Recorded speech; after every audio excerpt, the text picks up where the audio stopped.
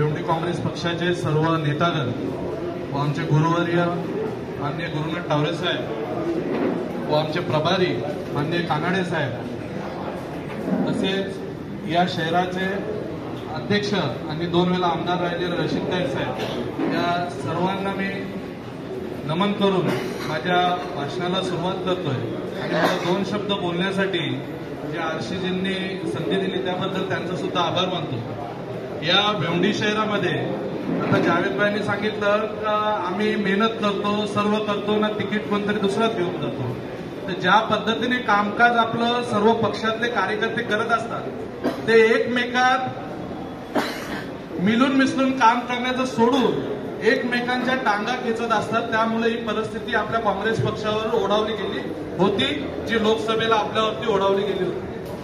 आज जर आपण त्या काळात सुद्धा आपण जर एकत्र भांडलो असतो, फक्त काँग्रेस पक्षाला तिकीट पाहिजे, उमेदवार कोण असेल काय असेल ते नंतर, तीच परिस्थिती आज सुद्धा आपल्या विधानसभेच्या इलेक्शन मध्ये सुद्धा आपण जर तसेच जर वाटणीला आपण राहिलो तर यो उमेदवार पाहिजे, तो उमेदवार पाहिजे, ज्या पद्धतीने आपण लोकसभेला विखुरलेलं राहिलो ते जर राहिलो नाही आणि आपण एकत्र राहिलो तर दोन्ही सीट आपण या भेवंडी काँग्रेसने जे 1-1 लाख मतं जी बाल्यामामांना दिली की पुन्हा एकदा आपण घेऊन दोन्ही सीटवरती लीड मध्ये जिंकू कानाडे साहेब, एवढे मी तुम्हाला आश्वासित करतो।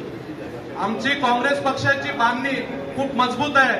जरी इथं लोकसभेला बाल्यामामा जिंकले असतील तरी त्यांचा ग्राउंड लेवलवरती कार्यकर्ते नाही, त्यांनी केलेली मेहनत ती सर्वस्वी काँग्रेस पक्षाच्या कार्यकर्त्यांनी केलेली मेहनत होती, म्हणून इथून बाल्यामामा मात्र जिंकून गेले। ते जिंकल्यानंतर सुद्धा आपले आभार सुद्धा मानले। त्या दिवशी ज्या वेळेस आपला उमेदवार जिंकला त्या दिवशी ताईर साहेबांची तब्येत बरी नव्हती, त्यामुळे तिथे उपस्थित नव्हते। तेव्हा आव्हाड साहेब बोलत होते, मी तिथे उपस्थित असताना मला काँग्रेस काय दिसत नाही, तर मी तिथे उपस्थित होतो। मी बोललो आव्हाड साहेबांना, काँग्रेस जिवंत आहे आणि काँग्रेसने तुम्हाला जिंकून आणले, राष्ट्रवादीच्या बलावरती तुम्ही जिंकलेले, मी तोंडावरती बोललो। आणि बाल्यामामांना बोललो तुम्ही उभे राहा, आम्ही तुम्हाला मदत केली का नाही सांगा। बाल्यामामा उभे राहिले, ते बोलले नाही साहेब, सगळ्यांनी मदत केली आम्हाला। हे आरशीबाई तिथे होते, आरशीबाई बाहेर फेरफटका मारतो। तर जाणीवपूर्वक राष्ट्रवादीतील काही नेते लोक जाणीवपूर्वक असे दाखवायला जातात तर हे जे मतदान पडलं ते राष्ट्रवादीचं पडलं, ते कुठेतरी चुकीचं आहे। कानाडे साहेब, मी तुमच्या कानावर जाणीवपूर्वक टाकतोय की येणाऱ्या काळात आपल्याला इथे त्रास देण्याचं काम होऊ शकतो।